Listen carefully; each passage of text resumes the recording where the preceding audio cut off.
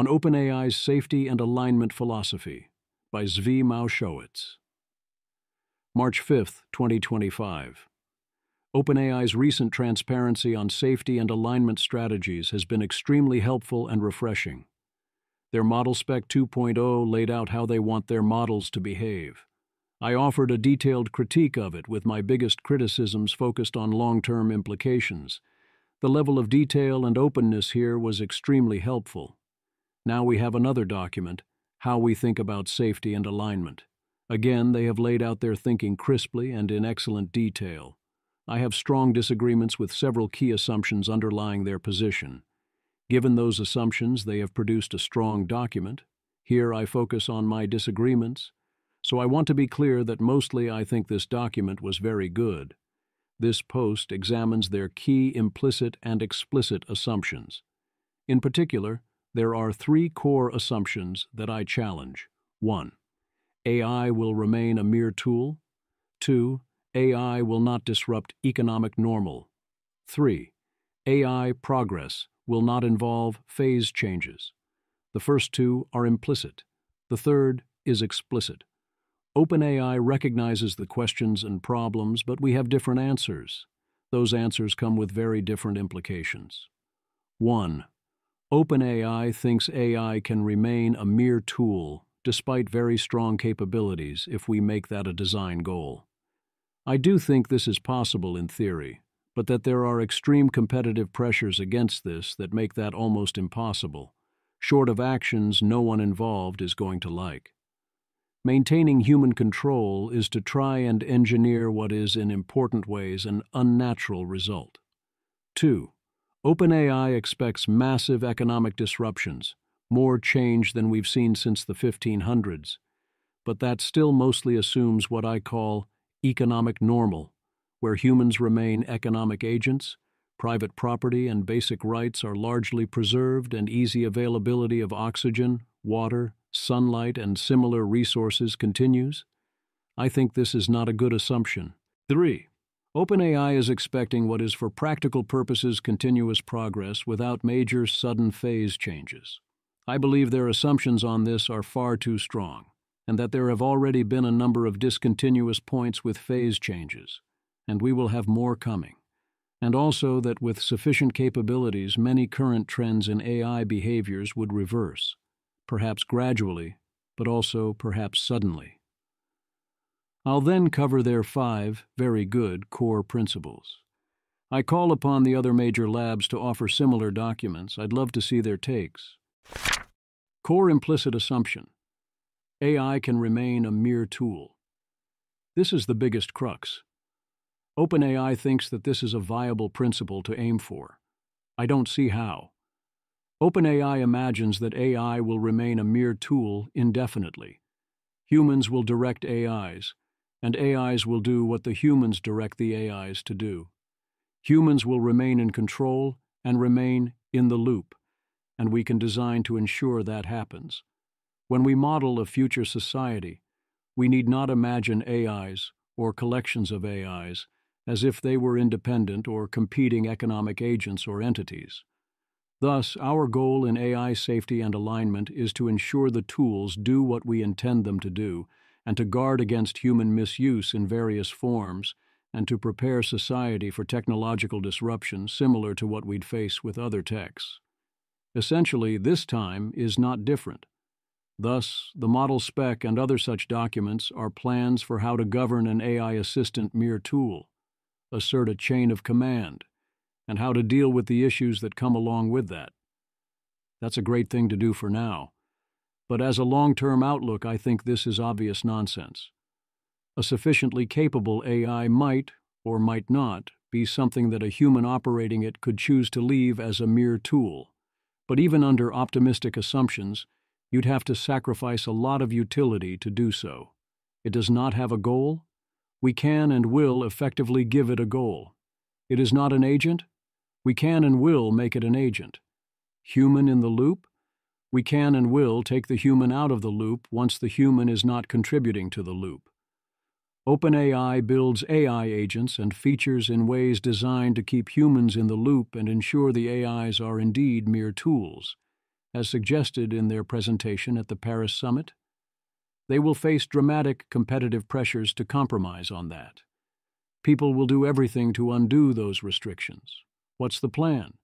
Thus, even if we solve alignment in every useful sense, and even if we know how to keep AIs as mere tools if desired, we would rapidly face extreme competitive pressures towards gradual disempowerment, as AIs are given more and more autonomy and authority because that is the locally effective thing to do, and also others do it for the lulz, or unintentionally, or because they think AIs being in charge or free is good. Until a plan tackles these questions seriously, you do not have a serious plan. Core implicit assumption, economic normal. What I mean by economic normal is something rather forgiving, that the world does not transform in ways that render our economic intuitions irrelevant, or that invalidate economic actions. The document notes they expect more change than from the 1500s to the present, and the 1500s would definitely count as fully economic normal here. It roughly means that your private property is preserved in a way that allows your savings to retain purchasing power, your rights to bodily autonomy and very basic rights are respected, your access to the basic requirements of survival, sunlight, water, oxygen, and so on, are not disrupted or made dramatically more expensive on net and so on. It also means that economic growth does not grow so dramatically as to throw all your intuitions out the window, that things will not enter true high weirdness, and that financial or physical wealth will meaningfully protect you from events. I do not believe these are remotely safe assumptions. Core assumption, no abrupt phase changes. AGI is notoriously hard to define or pin down. There are not two distinct categories of things, definitely not AGI and then fully AGI. Nor do we expect an instant transition from AI not good enough to do much to AI does recursive self-improvement.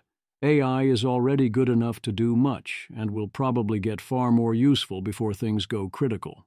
That does not mean that there are not important phase changes between models, where the precautions and safety measures you were previously using either stop working or are no longer matched to the new threats.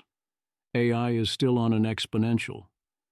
If we treat past performance as assuring us of future success, if we do not want to respond to an exponential too early based on the impacts we can already observe, what happens?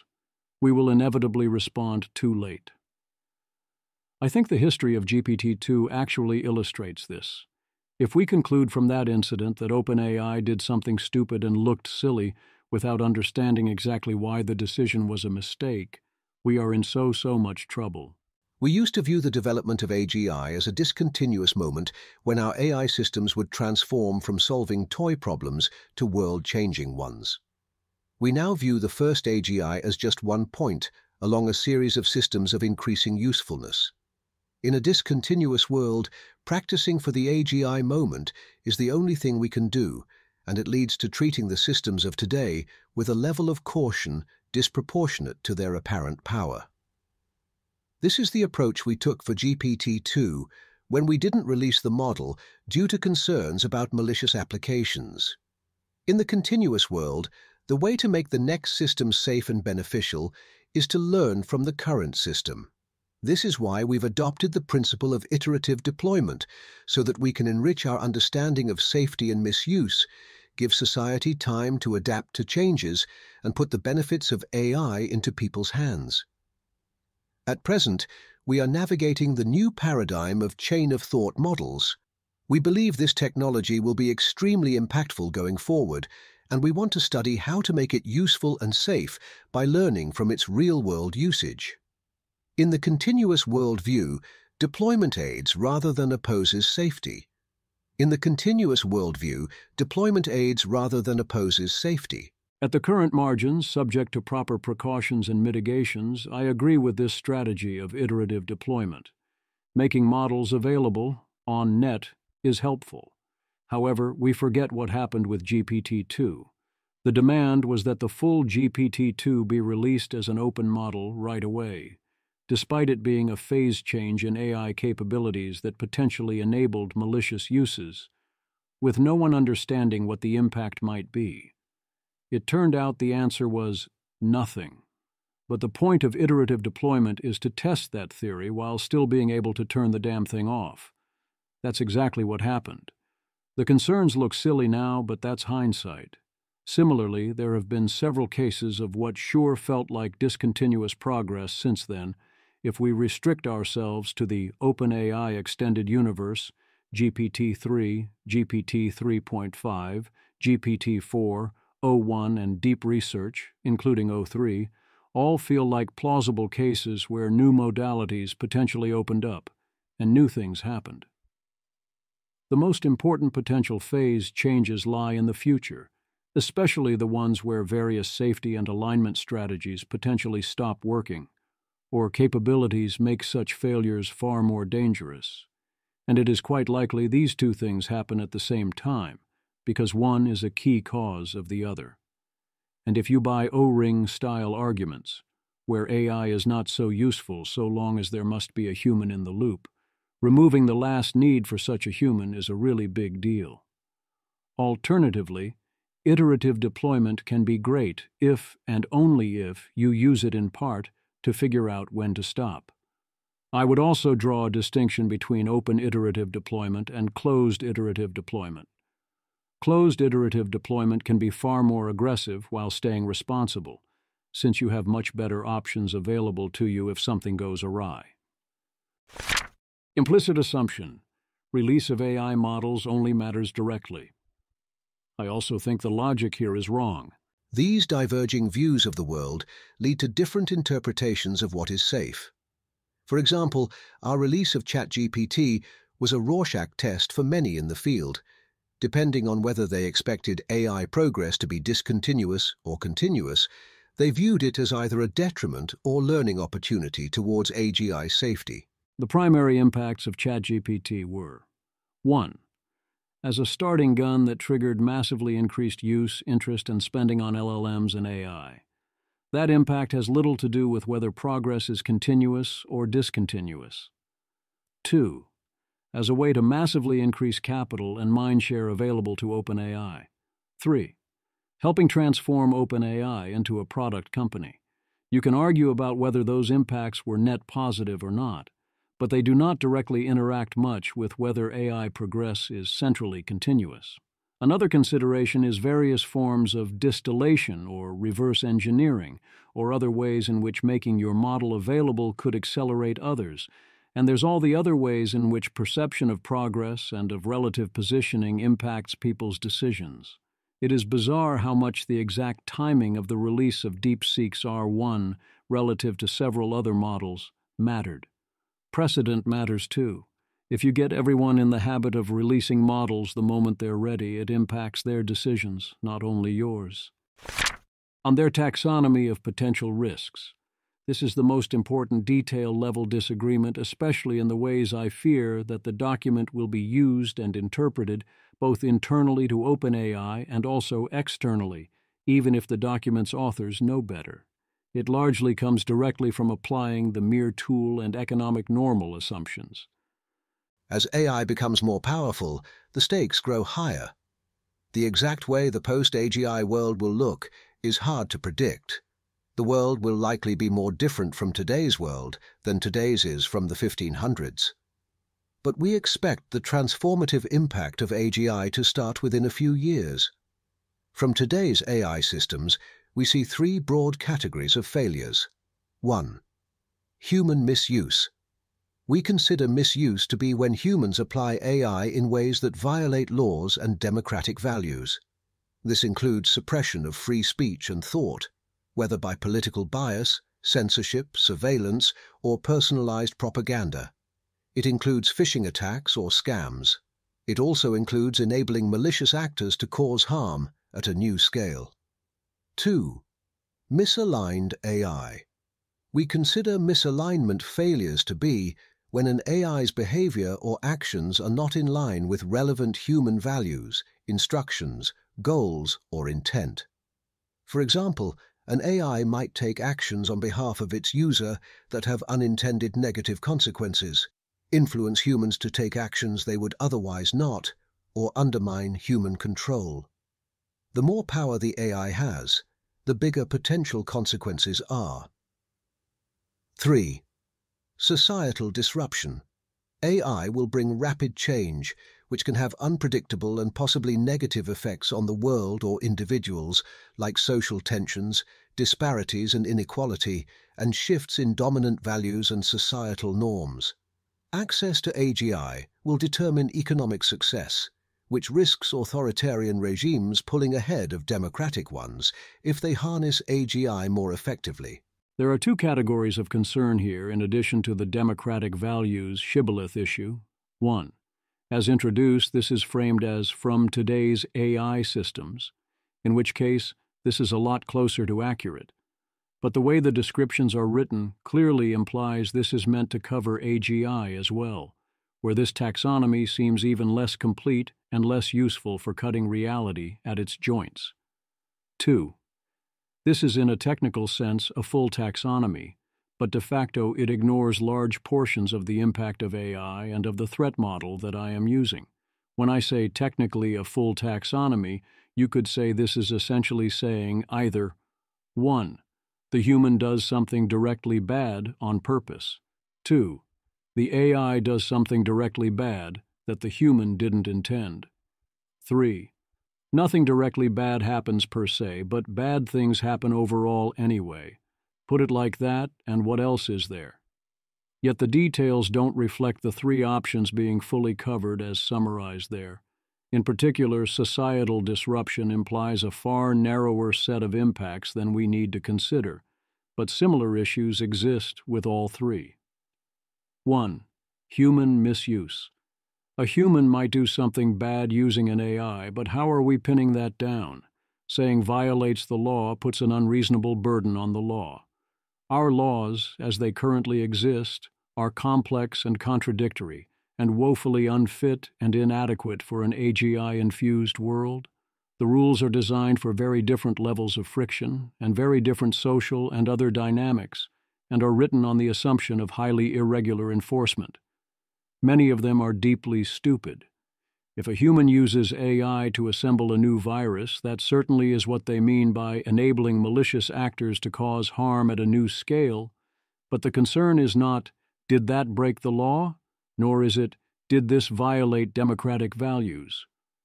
Saying democratic values is a shibboleth and semantic stop sign. What are these democratic values? Things the majority of people would dislike?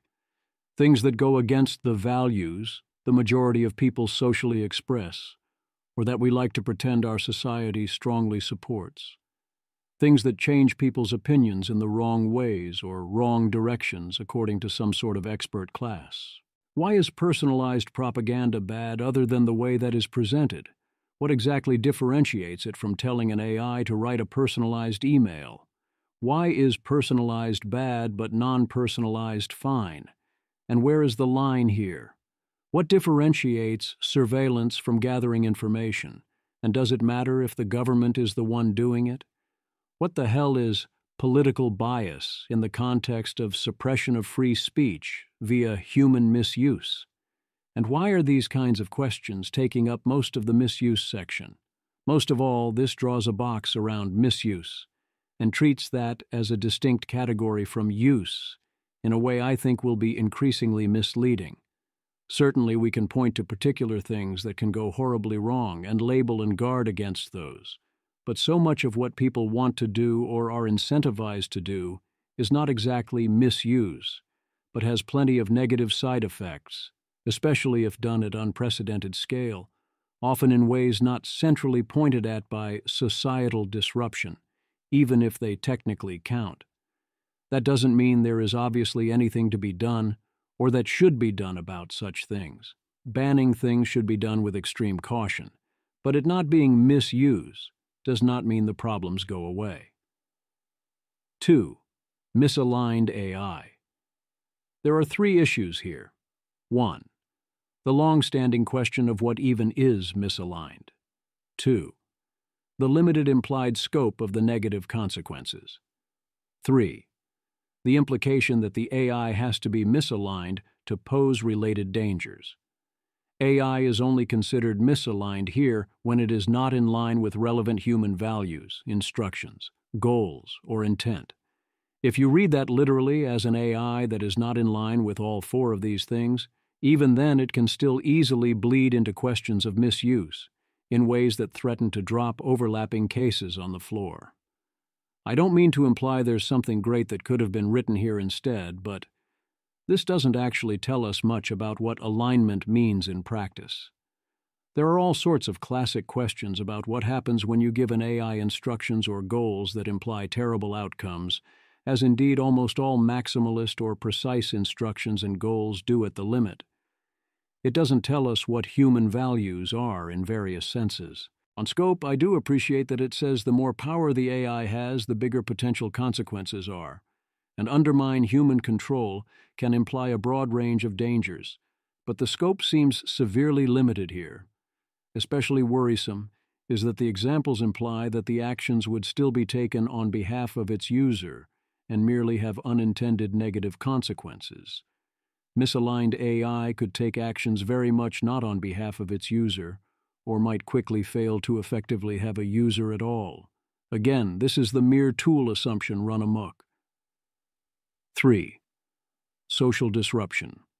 Here once again we see economic normal and mere tool playing key roles.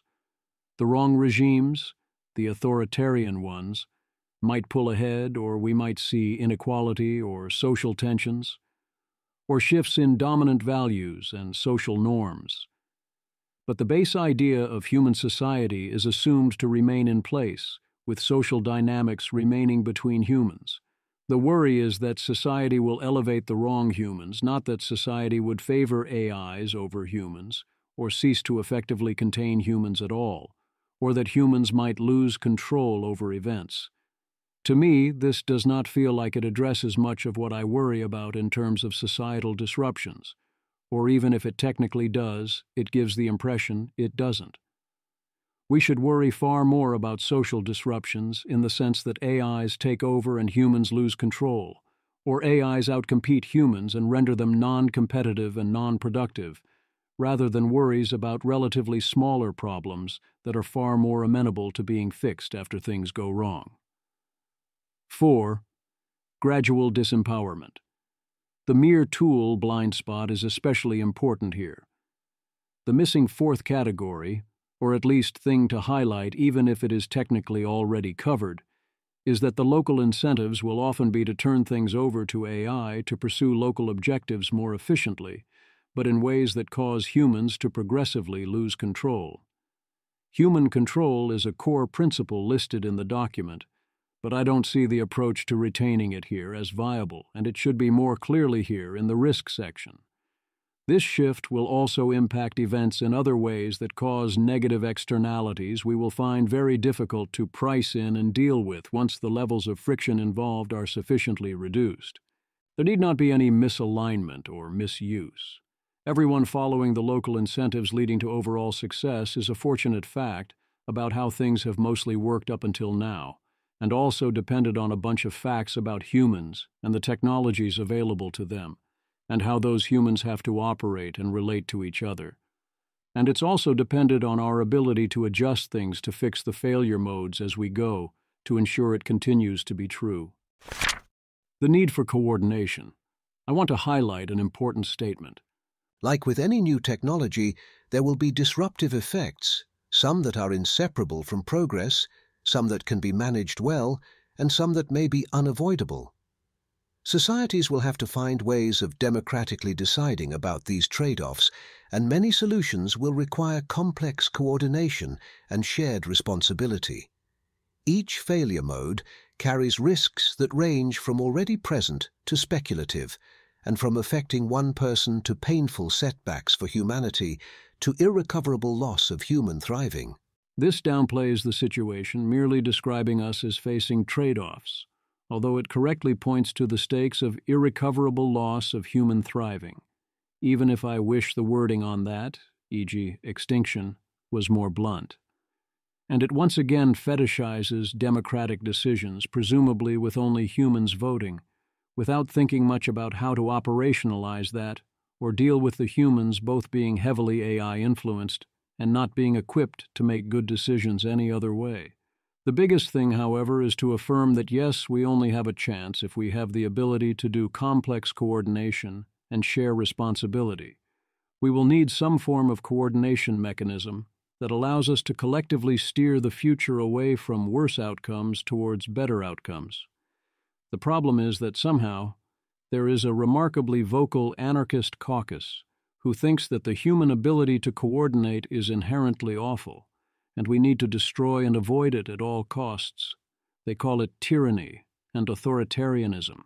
If you suggest that humans retain any ability to steer the future at all, asserting that the ability of humans to steer the future via any mechanism at all is a greater danger, concentration of power, than all other dangers combined would be if we simply let nature take its course. I strongly disagree, and wish people understood what such people were advocating for, and how extreme and insane a position it is both within and outside of AI, and to what extent it quite obviously cannot work, and inevitably ends with either us all getting killed or some force asserting control. Coordination is hard. Coordination on the level we need it might be borderline impossible. Indeed, many in the various forms of the Suicide Caucus argue that because coordination is hard, we should give up on coordination with enemies, and therefore we must fail game theory forever and all race full speed ahead into the twirling razor blades. I'm used to dealing with that. I don't know if I will ever get used to the position that coordination is the great evil, even democratic coordination among allies, and must be destroyed. That because humans inevitably abuse power, humans must not have any power. The result would be that humans would not have any power, and then quickly there wouldn't be humans. Core principles.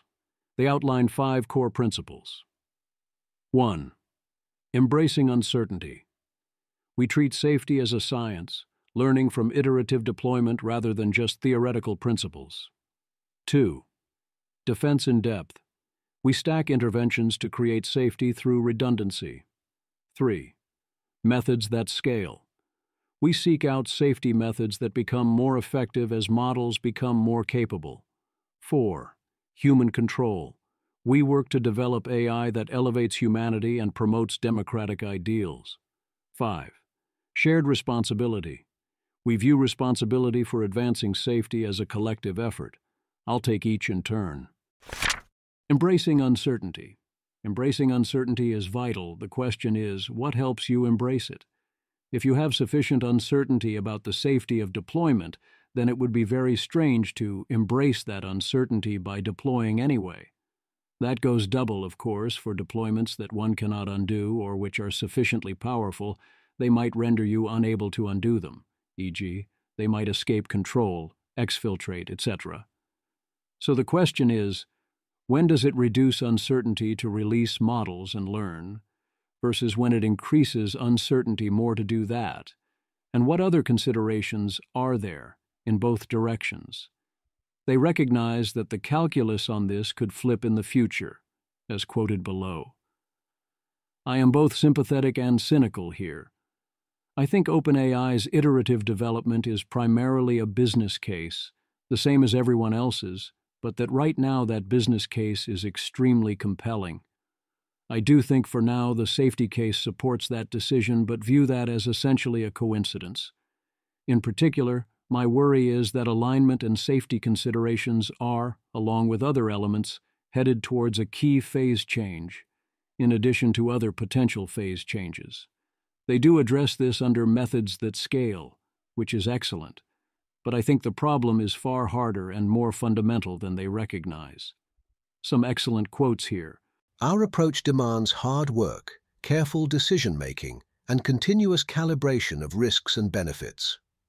The best time to act is before risks fully materialize, initiating mitigation efforts as potential negative impacts, such as facilitation of malicious use cases or the model deceiving its operator, begin to surface. In the future, we may see scenarios where the model risks become unacceptable even relative to benefits. We'll work hard to figure out how to mitigate those risks so that the benefits of the model can be realized. Along the way, we'll likely test them in secure, controlled settings. For example, making increasingly capable models widely available by sharing their weights should include considering a reasonable range of ways a malicious party could feasibly modify the model, including by fine-tuning. See our 2024 statement on open model weights. Yes, if you release an open weights model, you need to anticipate likely modifications, including fine-tuning, and not pretend your mitigations remain in place unless you have a reason to expect them to remain in place. Right now, we do not expect that. Defense in depth. It's almost never a bad idea to use defense in depth on top of your protocol. Image. The image depicts the Swiss cheese model of accident causation with 5 diamond-shaped layers labeled from left to right. Safety and alignment training, safety testing, inference time safety, monitoring and investigation, and enforcement. Each layer contains several holes represented by circles, with some arrows passing through aligned holes, illustrating how failures can propagate through multiple defensive layers when vulnerabilities line up. My worry is that in a crisis, all relevant correlations go to 1, as your models get increasingly capable. If your safety and alignment training fails, then your safety testing will be increasingly unreliable, and it will be increasingly able to get around your inference time safety, monitoring, investigations, and enforcement. Its ability to get around these 4 additional layers are all highly correlated to each other. The skills that get you around one mostly get you around the others. So this isn't as much defense in depth as you would like it to be. That doesn't mean don't do it. Certainly there are cases, especially involving misuse or things going out of distribution in strange but non-malicious ways, where you will be able to fail early, then recover later on. The worry is that when the stakes are high, that becomes a lot less likely, and you should think of this as maybe 1 effective re-roll at most, rather than 4. Methods that scale. To align increasingly intelligent models, especially models that are more intelligent and powerful than humans, we must develop alignment methods that improve rather than break with increasing AI intelligence. I am in violent agreement. The question is which methods will scale. There are also 2 different levels at which we must ask what scales. Does it scale as AI capabilities increase on the margin right now? A lot of alignment techniques right now are essentially have the AI figure out what you meant. On the margin right now, more intelligence and capability of the AI mean better answers. Deliberative alignment is the perfect example of this. It's great for mundane safety right now and will get better in the short term. Having the model think about how to follow your specified rules will improve as intelligence improves, as long as the goal of obeying your rules as written gets you what you want. However, if you apply too much optimization pressure and intelligence to any particular set of deontological rules as you move out of distribution, even under DWIM, do what I mean, or the spirit of the rules, I predict disaster. In addition, under amplification or attempts to move up the chain of capabilities, I worry that you can hope to copy your understanding, but not to improve it.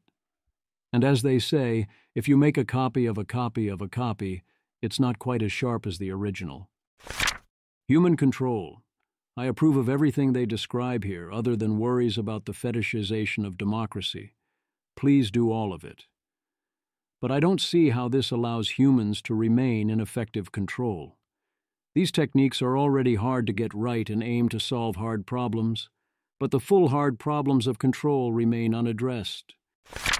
Community effort. Another excellent category where they affirm the need to do safety work in public, fund it and support it, including government expertise, propose policy initiatives, and make voluntary commitments. There is definitely a lot of room for improvement in OpenAI and Sam Altman's public-facing communications and commitments.